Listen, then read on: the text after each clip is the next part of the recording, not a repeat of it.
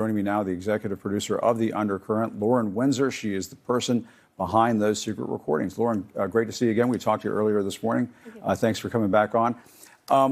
Walk us through this. I guess, first of all, why did you want to get these justices on tape? And was it tough when you walked up to them? Were they more reserved at first? Did you have to warm them up?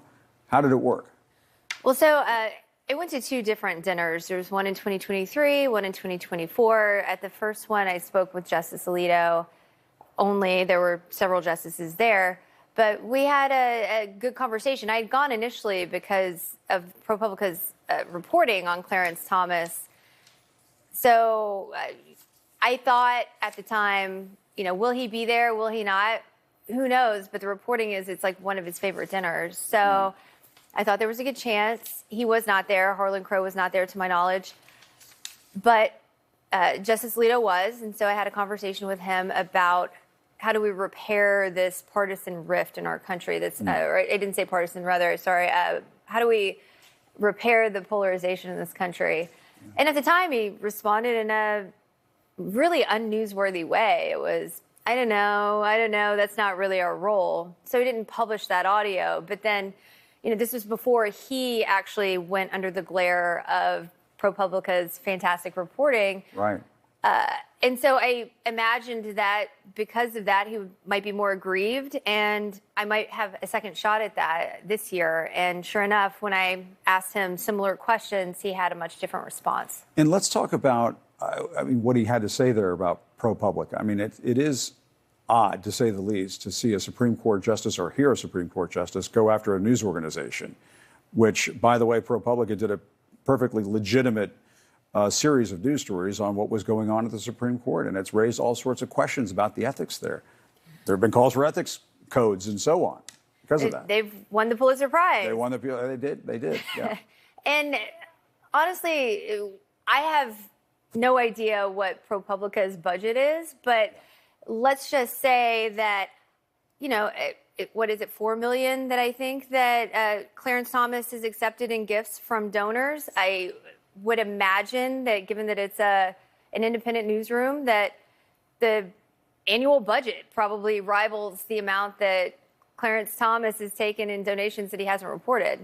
Do I know for sure? I don't know. I just, if you're talking about millions of dollars there that he didn't report, and Justice Alito is, saying, oh, they've spent a fortune on going after Clarence Thomas, let's look at that relative. Were you surprised that he was as candid with you as he comes across, and as Mrs. Alito comes across? What surprised you the most?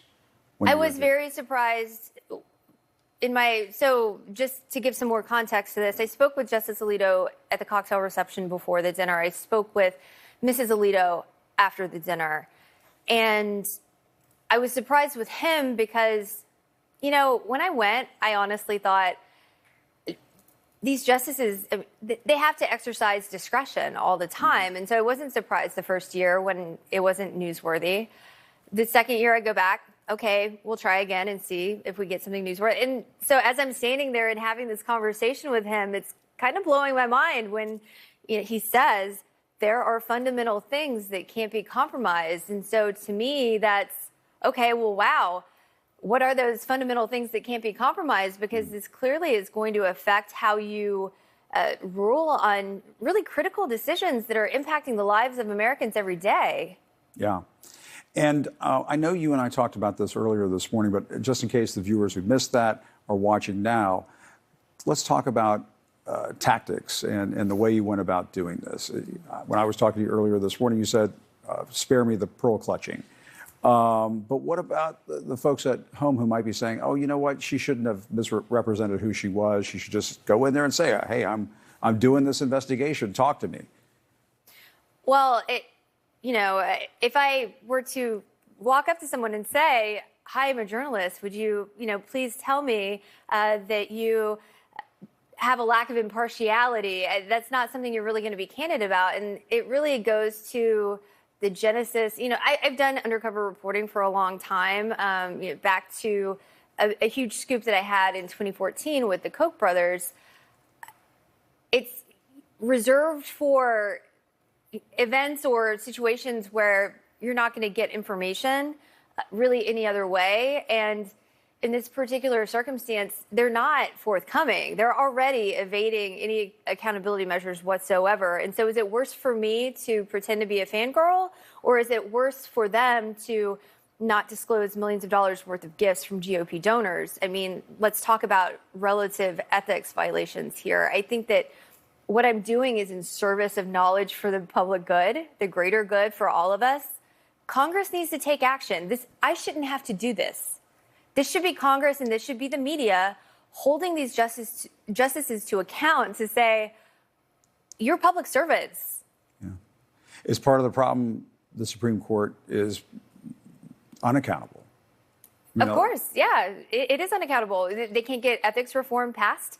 Why aren't we having congressional hearings into this? I think any reasonable person would say that, Clarence Thomas getting his mother's house paid for, or his, nephew's tuition paid for, or an RV loan, much of which was forgiven.